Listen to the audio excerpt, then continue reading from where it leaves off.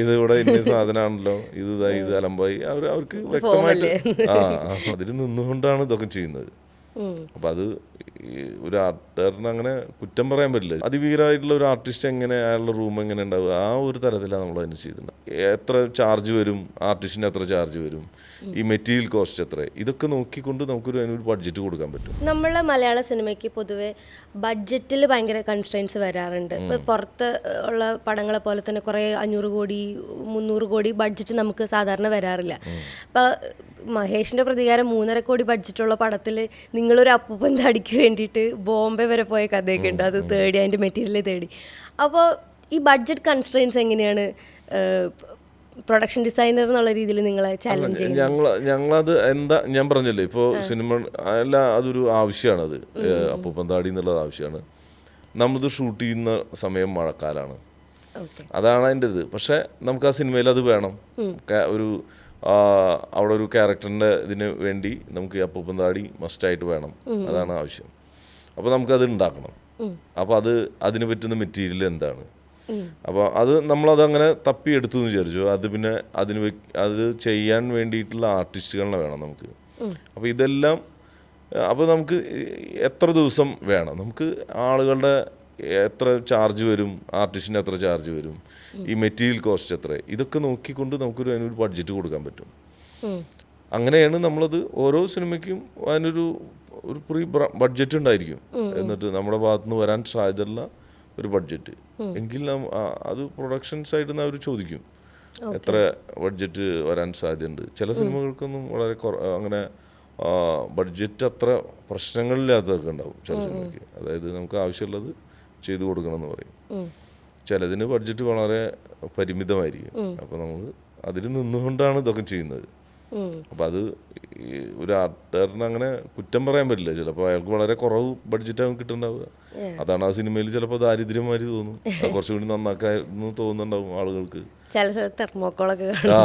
അതൊക്കെ അത് അവസാനിപ്പിക്കുക എന്നുള്ളതാണ്. അവിടെ ഷൂട്ട് നടക്കണമെങ്കിൽ ആ സെറ്റ് അവസാനിപ്പിച്ച് കൊടുക്കുക എന്നുള്ളതാവും. അപ്പോൾ അത് കാരണമാണ് അത്തരം. അതിപ്പോൾ ആളുകൾക്ക് അത്രയും ബോധവന്മാരായി, അവർക്ക് പല മെറ്റീരിയൽ കണ്ടാൽ തിരിച്ചറിയാൻ പറ്റുന്ന തരത്തിലേക്ക് മാറി. അപ്പോൾ അത് മാർക്ക് ചെയ്തിട്ട് നമുക്ക് തന്നെ അയച്ചു തരും. ഇതിവിടെ ഇന്ന സാധനമാണല്ലോ, ഇത് അലമ്പായി, അവർക്ക് വ്യക്തമായിട്ട്. ഇപ്പൊക്കെ പറഞ്ഞ കുറേ ആളുകൾ നമ്മുടെ ഇതിലുണ്ടല്ലോ, കണക്ഷനിൽ എവിടെ പോയാലും നമുക്കൊരു കണക്ഷൻ ഉണ്ടാക്കാൻ പറ്റും ശരിക്കും. അപ്പോൾ നമുക്ക് എന്താണ് ആവശ്യം എന്ന് പറഞ്ഞാലും അതിന് പറ്റുന്ന ആളുകളിലേക്ക് നമ്മളത് എത്തിച്ചു കഴിഞ്ഞാൽ അത് കിട്ടാതിരിക്കില്ല. അങ്ങനെ ഒരു സാധനമുണ്ട്. അത് പലതുണ്ട്. ഇന്ന് പറഞ്ഞാൽ കുറച്ചും കൂടി അതിനു വേണ്ട ആളുകൾ നമ്മളെ ഇങ്ങനെ കണക്ട് ചെയ്തിട്ടുണ്ട് പല സ്ഥലത്തും.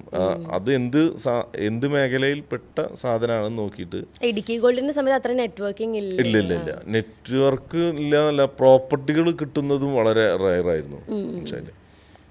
ഇന്ന് പറഞ്ഞാൽ കുറേ പ്രോപ്പർട്ടികൾ റെൻ്റൽ ചെയ്യുന്നതും അതല്ലെങ്കിൽ അതിനു വേണ്ടി കുറേ ആളുകൾ തയ്യാറായിട്ടിരിക്കുന്നുണ്ട്.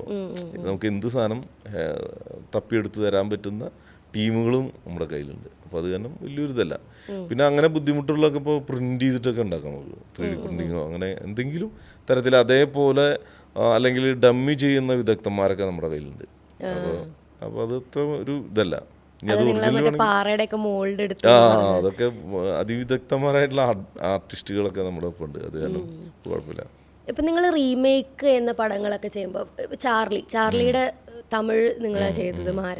അപ്പോൾ ചാർലി പൊതുവെ അതിൻ്റെ ഒരു പ്രൊഡക്ഷൻ ഡിസൈൻ, അത് ആ സിനിമ ആവശ്യപ്പെടുന്ന പ്രൊഡക്ഷൻ ഡിസൈൻ കുറച്ച് ലൗഡായിട്ടുള്ളതാണ്. പക്ഷെ അജയൻ ചാലിശ്ശേരിയുടെ പ്രൊഡക്ഷൻ ഡിസൈൻ കുറച്ച് സൈലൻ്റ് ആണ്. ഇപ്പം പറഞ്ഞ പോലെ അതങ്ങനെ എടുത്ത് നിൽക്കില്ല. അപ്പം അത് തമിഴിലേക്ക് റീമേക്ക് ചെയ്യുന്ന സമയത്ത് നിങ്ങൾക്ക് അതിന് എന്തെങ്കിലും ചാലഞ്ചസ് ഉണ്ടായിരുന്നോ? അത് ചാർലി എന്ന് പറഞ്ഞ സിനിമ പബ്ലിക്കിന്, പ്രേക്ഷകരെ വളരെ പ്രിയപ്പെട്ടൊരു സിനിമയാണ്. എനിക്കും വളരെ ഇഷ്ടപ്പെട്ടൊരു സിനിമയാണ് ചാർലി. എൻ്റെ ഡയറക്ടറും ഒക്കെ സുഹൃത്താണ് നമ്മുടെ.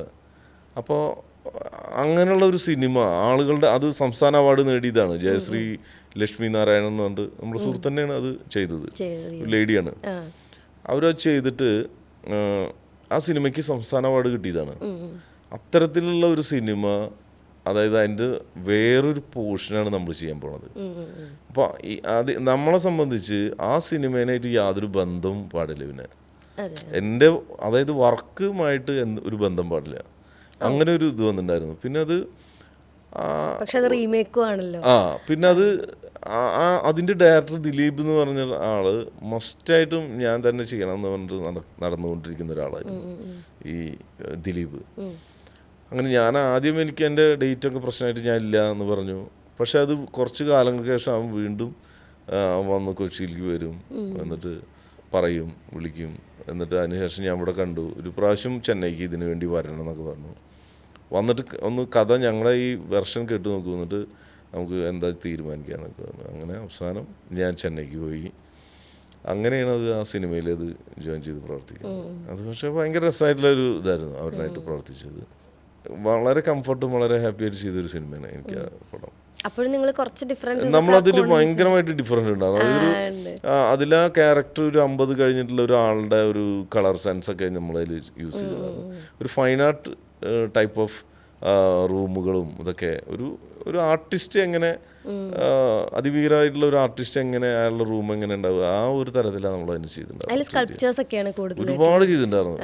സ്കൾപ്ചർ, സ്കെച്ചുകൾ, ഒരുപാട് ആർട്ടിസ്റ്റുകൾ വർക്ക് ചെയ്തിട്ടാണ് നമ്മളത് ചെയ്തത്. അത് ഭയങ്കര ഹാപ്പി ആയിട്ടുള്ള ഒരു വർക്കാണത്.